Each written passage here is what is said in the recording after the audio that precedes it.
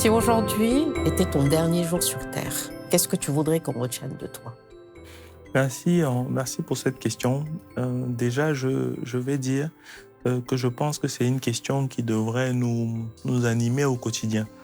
Euh, quand je regarde ou quand je traverse un peu le temps sur notre continent, il y a on va dire une image ou en tout cas un récit qui m'interpelle beaucoup, qui est que dans l'Égypte antique, en général, chaque nouveau pharaon, dès que il prend le pouvoir, il se met tout de suite à construire sa pyramide qui est censée l'accueillir au moment de son départ sur Terre et son voyage vers l'au-delà.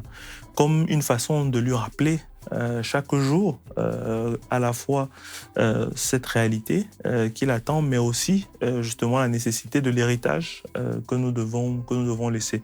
Et je pense que chaque citoyen, chaque personne sur le continent africain doit pouvoir s'inspirer de ce récit et construire de la même façon. En ce qui me concerne, je dirais que j'ai beaucoup d'admiration, de respect et de gratitude pour les aînés qui nous ont précédés.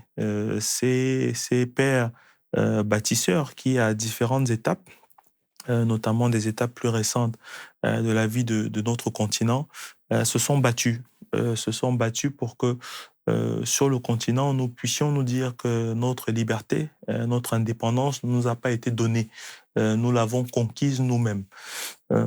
Et je crois qu'aujourd'hui, s'inscrire dans cette démarche, s'inscrire dans cette lancée-là, c'est apporter une étape, une pierre supplémentaire à cette ambition. Et pour moi, cette pierre supplémentaire, je dirais que c'est être capable non seulement de penser véritablement un nouveau modèle de société sur le plan économique, sur le plan politique, sur le plan social, qui puisse permettre à l'Afrique de se réinventer elle-même, mais aussi de réinventer le monde. Je crois que à la suite de toute cette ambition de liberté, d'indépendance, de panafricanisme, nous devons aujourd'hui véritablement euh, conceptualiser une utopie africaine qui permette de nous projeter nous-mêmes et de se projeter dans le monde et être de ceux qui auront participé à pouvoir donner corps à cette utopie, non seulement dans la pensée, mais aussi dans le réel. Et pourquoi pas, peut-être de façon systémique, serait pour moi un acte de fierté et le plus bel héritage pour les générations futures.